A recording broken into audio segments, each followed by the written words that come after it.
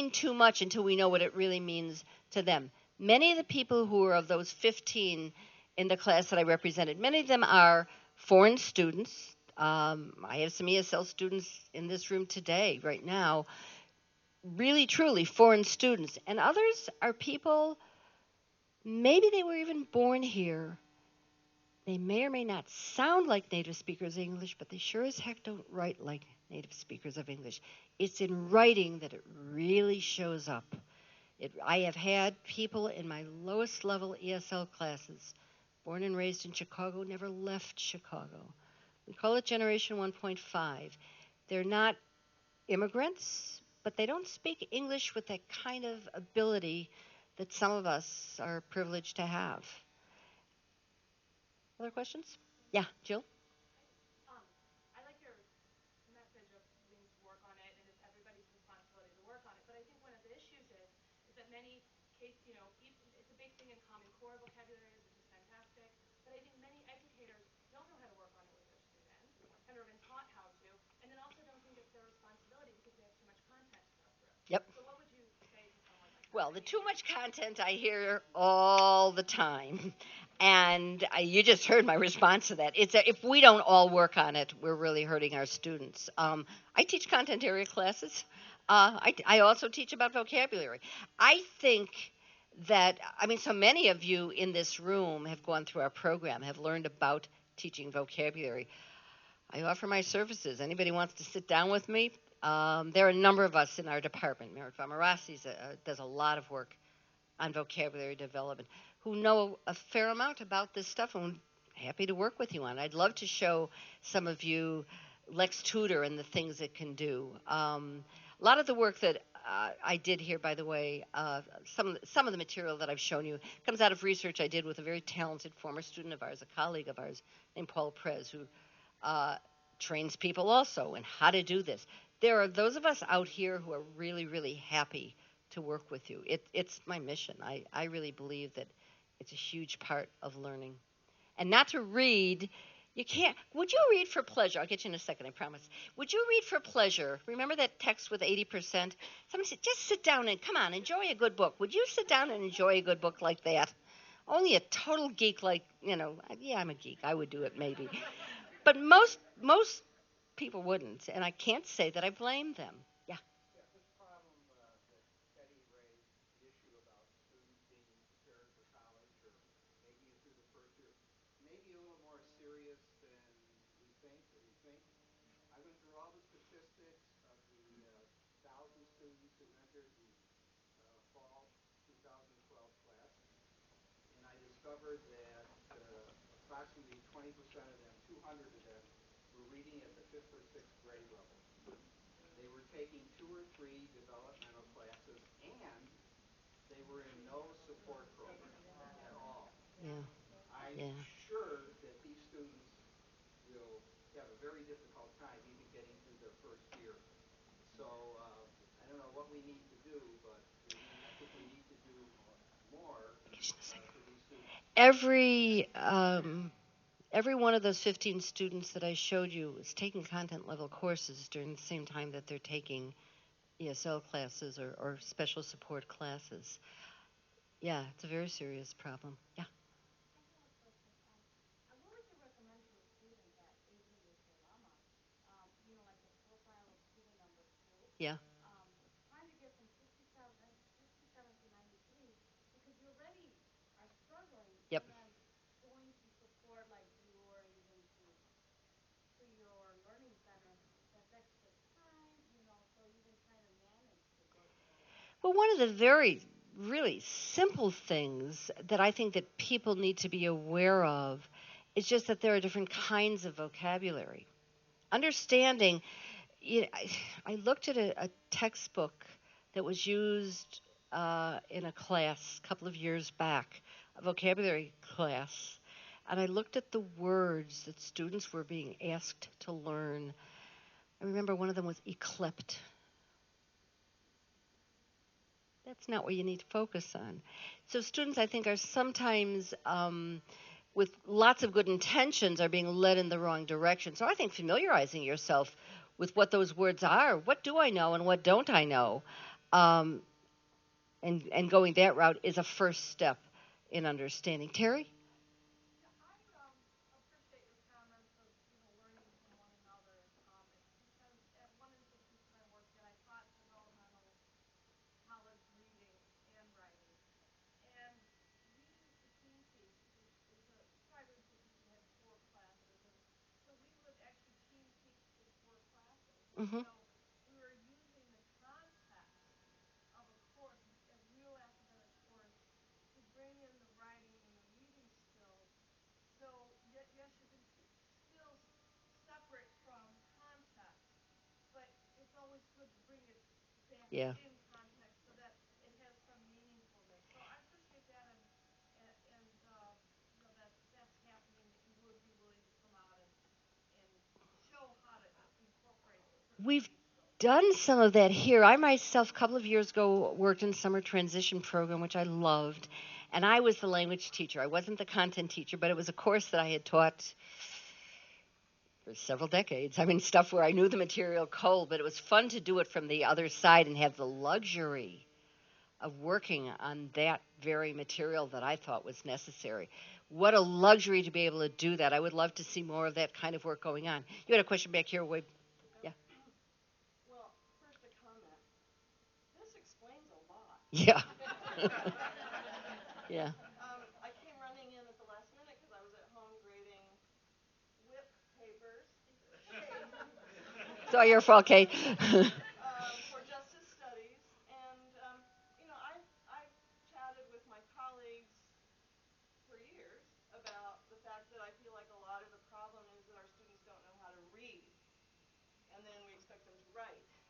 And I think the reading challenge is, what you're talking about with vocabulary really demonstrates that. One of the challenges I feel like I have in my classes is that I often don't know what those academic terms are that they don't know until they pop up Yeah. out of the blue when it's kind of almost too late. And so I wonder what suggestions you have for handling that, because, I don't teach in a super technical field. I mean, there is some technical language, but it's not a lot. It's not like, but we still run into these like words that they're either misusing or they've skimmed over and they don't. I would say to the classroom teachers, ideally in content area classes, you do want to do a little bit of focus on, give them some of those chunks of language, give them some of those collocations and see how it, show them how these words are really used. A little bit of that focus goes a long, long way. And if each one of your colleagues is doing a little bit of that, it helps to lessen all of it. Um, yep, there's a hand, First time Christine. teachers, you see, I am discriminated. Yeah, Then you teach them everything that goes with discriminated, discriminated. Yep. discrimination. You teach them what. I had to do it in my WIP course. I Yeah. think what we need to do is be aware, like try to. We teach our students in the English language program to become metacognitive, to control their own learning. Well, we as professors, knowing what our demographic is, we need to develop a metacognition. We need to be intuitive. What are the words that they're going to need to know? Mm-hmm. And it's something as simple as I know that Chris from the writing section of the Learning Center could say many students don't know how to read an assignment because they don't know the they can't address the assignment because they don't know the vocabulary that you put in your assignment. So if you ask them to analyze something, you better explain what analyze means. Yeah. They don't know.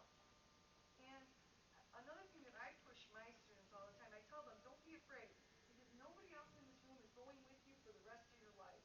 So don't be afraid to ask when you don't know a word. Even if you're in a lecture, you raise your hand or you write that word down. And at the end of the class, you walk up to your teacher and you ask them, help me with this. I want to understand this. These kids are sitting in the classroom when you say a certain word that they don't understand. You just lost them for the rest of the lecture because they didn't understand the word and they're trying to figure out, well, what's that word? What's that word? Where if you let them just raise their hand and ask you what it means, it helps. We always say the rich get richer in this. The more words you know, you have tools for learning other words. You can use those words as a tool for figuring out what the rest of the words are. So it's that whole thing of that kid who starts out with 3 million words is going to have fewer tools to fight that battle. So yeah, we just keep chipping away.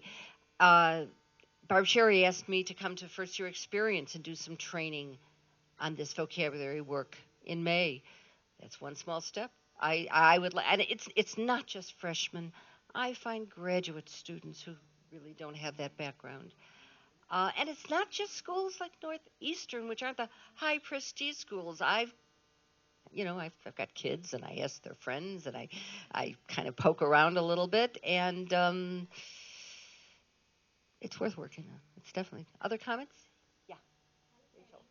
Congratulations. Thank you. Just wonderful. I'm in the Faculty of the College of Education, and I've really enjoyed what you brought to us this afternoon. I teach young children, and we believe that vocabulary develops through the content of experience.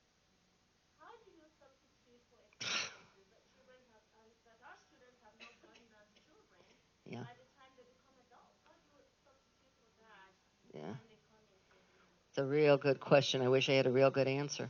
You try to create those experiences where you can, whether as much hands-on as you can, and you can't always do that. I remember once watching a speech pathologist teaching about animals to a child who had been too sick to go to the zoo very much, and she would say, "Okay, this is a cow, and this is a." Kid wasn't learning the language, just wasn't learning the words, and it felt grim. I watched another speech pathologist do that. I've worked with a lot of speech pathologists over the years. And the next one brought in little, what do you call it, like action toys. That, so there was a cow where if you lifted the tail, it went moo, and there was a pig where if you cranked the curly tail, it went oink oink and all that. That child learned the vocabulary like this. You find the ways to get all the sense, as many senses as you can get involved.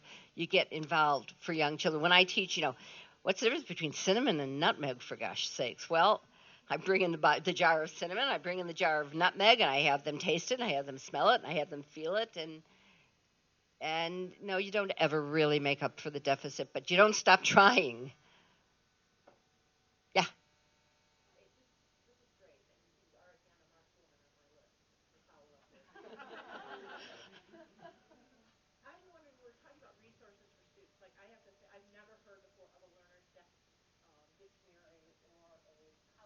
Mhm. Mhm. Come to my office.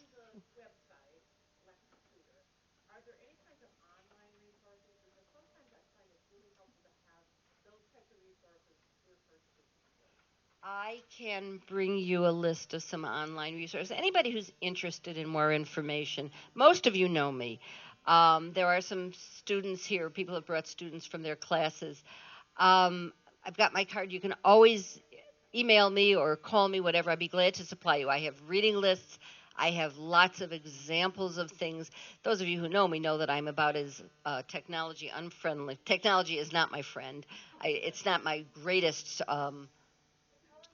tool. And Learner, and there's Oxid, which is Collocations online. There are some wonderful resources that can be used. I'll be happy to share with you what I know. That's right. That's right. Their phones can, mine doesn't. Um, that can't be perfect. Other questions, comments, whatever? I can't see. Connie, yeah. I do have one more learner's dictionary question. Uh-oh. I've become a believer in those Uh-huh. through your classes. They're wonderful. I bring them in and I show them to my students, but that's just to take a look at it and get Yeah. it back to me. And Getting them to how buy it? can we? And I have students who can afford, if they Yeah. have to, $25 for a dictionary. What about And they those who are don't? going out and they're buying all kinds of stupid, bilingual dictionaries. How do I bring them to the point where they understand that this is a dictionary that will really help them? For life? Yes. Um, one of the things that I like to do is give them enough exercises with it that it kind of hooks them a little bit so that they begin to understand, now this is better than trying to look it up in, in the typical American dictionary. Um, what I try to do here in the English language program, we purchased a set of these of dictionaries so students could come in and use them, and in the writing labs and so forth. We tried to make the resources available so that students who can't afford it can use it. There are some of them are online. I confess it's not my strength. I don't know which ones are and which ones aren't. Other comments or questions? Yeah, Beverly. So a lot of the work that I do is with K-12 teachers who Mhm. are in low-income areas, Mhm. and the students may have born here, lived here their entire lives, but they're still not speaking standard English in their home. Would these techniques also be just as appropriate for them as it would be for English language learners? Absolutely. Absolutely. We talked about generation 1.5. It's they're just, yes, they're tools that work for learning language. Absolutely. There are other issues as well. It's not as if, oh, learn all these words and you'll be fine, everybody. There are issues of learning standard grammar and so on and so forth. But traditionally, historically, in the God knows how many years I've been studying linguistics now, the focus has always been on grammar. Grammar, grammar, grammar. Noam Chomsky laid a number on us that grammar was the center of the universe. Well, I'm not opposed to grammar, William. Honest, I'm not. Um, I know, I know. Um, but because of the computer has really revolutionized the trade in a lot of ways. It allows us to do what's called corpus linguistics. It gathers large bodies of data. Because of the computer, we are refocusing. And I'm not saying don't teach them grammar. It's all valuable. But we are now realizing that you can know all the grammar in the world, and if you don't have any words to use it with, it's not going to do you much good. I myself love learning languages. It's mind candy to me. My grammar's only so, but man, I know enough vocabulary that that I use I use words. I manage to get my point across, however poorly it may be, but I get my point across. Um, Both matter. It all matters. Other comments or questions? Yeah. Do you have a sense of how students today are being taught vocabulary skills when they come to work these days? Like, I'm thinking like in my background, like we used to have vocabulary tests every single week all the way Yeah. through grammar school. We also had phonics, so I'm Yeah. kind of like dating myself here. But is that something that still happens for students? Is it that they're just learning the wrong kinds of words when they're having those vocabulary tests, or is that not happening Beverly, you want to answer that? I can see you rolling your eyes. Well, well, one of the things that I've found is that many of the teachers now, the new teachers especially, they are no child left behind students, and they did not learn anything in school except on how to pass those tests for no child left behind. And so they come with a very, very low ability level in grammar and in vocabulary. And when you do have the schools where you have some of the more senior teachers, and I can certainly date myself. We got those 20 words a week, and we better know them by the end of the week, but by the next week we couldn't tell you what they meant. And they're really kind of sticking with that until they get somebody like me who tells them, no, that doesn't do any good. Learn the words in context. Pick a reading selection. Pull out words. Teach those words. Make sure those are going to be words that come back. But there's not a lot of vocabulary instruction going on in the majority of the Chicago public schools that might feed into Northeastern. Thank you. Taya? I just wanted to chime in with a comment that I've had foreign students, students from another country, and students from here, and their approach to learning vocabulary and the reading tests is very different. My ESL students really copied the words, copied the definitions, copied the sentences in the context, and they took the time to sit down and study those words. Now, I'm not saying that we should do it every word, but there is some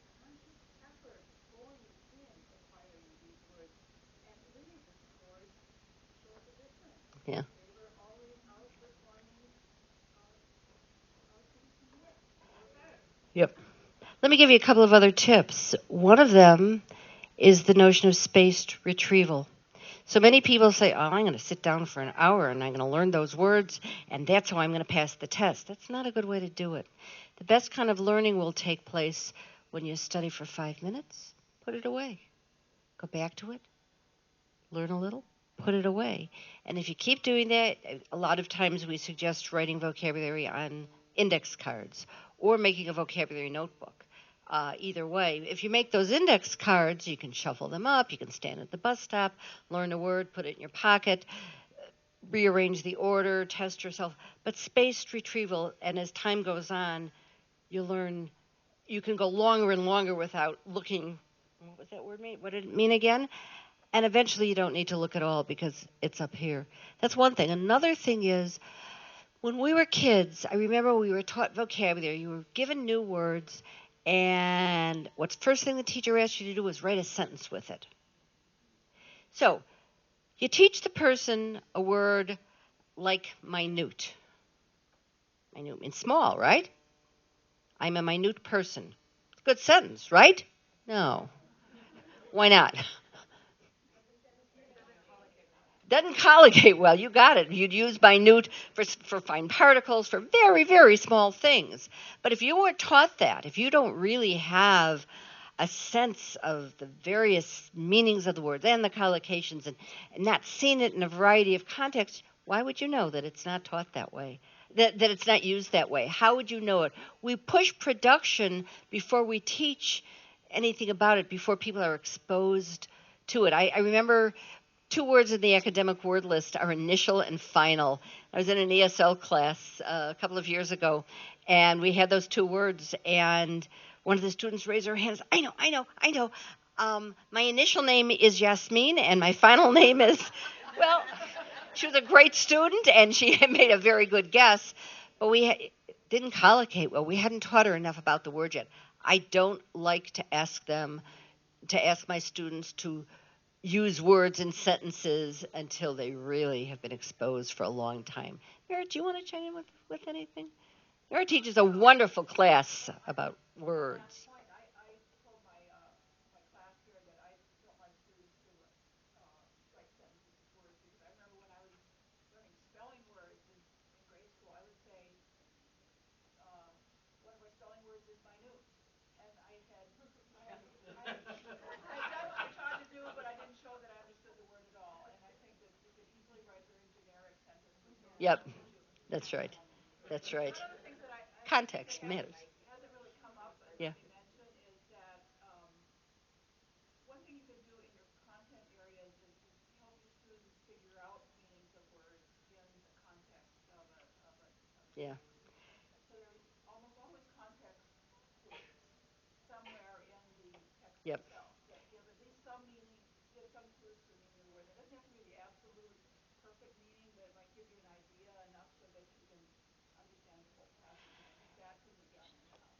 I think the problem of what happened with context is extremely important. I mean, Meredith's absolutely right about that. But sometimes teachers will say, well, guess from context. So if I tell you, I had a who's this and it broke, guess from context? You don't have any context.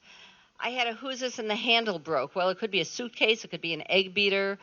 I had a who's this and the handle broke, so I had to mix it by hand. Now you know what it is. You got to have the context there before you send the students to look for it. But yes, the context clues can be valuable. That's another example of how the rich get richer. If you know enough, those are the tools that help you learn the next words. Barb, you were going to say something. One of the things in teaching within the context, teaching vocabulary within the context is sometimes we run into students who don't know what they don't know. That's right. And specifically, they have succeeded thus far with the vocabulary they have in the world in which they live. Mm-hmm. And they are resistant a bit, perhaps, to putting in the time. And one of the things I've done is in a class in which I talk about a subject, I show them something written by someone who works in that area with the words that you use in that field. And they probably are just the academic words. Mm-hmm. Probably very few of them are the technical words, but they actually see, well, to succeed in this I do need to know these words. And Yeah. it provides some motivation internally to get going on it. Yeah, students are so afraid of our criticism and so forth. One of the techniques I've been fortunate to be able to use over the years with for myself, when I have to write something really important, I show it to my husband, who's a professional writer, professional editor. And he takes that red pen and he goes at it. And I love to bring in samples of that to my students because it breaks down that barrier of I'm the all knowing being and they are they know no, I need just as much help as they do. And I think it's a really powerful tool for self-respect. For that destroys mine sometimes, but that's another story. Um, Other comments or questions? I can't see. No hands. Yeah. I had a very enlightening moment giving my midterm for Introduction to Communication to classes. So that's about 60 students. And I realized when I was looking at the results of the exam that there were 5 questions that students repeatedly got wrong. Mhm. And it wasn't because they didn't know the course words. It was because they didn't know like they didn't know Perkins too, and they didn't know repertoire, and there were other words that they did not know. And so I asked them to go through the midterm anonymously and circle all the words they didn't know and give it back to me. Nice. Very I nice. want to know what are these words Yeah. that you have saying you Yeah. don't know. When I grade papers, yes, I care deeply about content, really do. But whether it be an ESL class or a content area class, I always I always comment on language use, on vocabulary. I make it a point for everything. They're, students who are really, really struggling aren't going to get it all, but I make it a point, teach them a couple of things along the way if I can. Anything else? Thanks. Bye bye.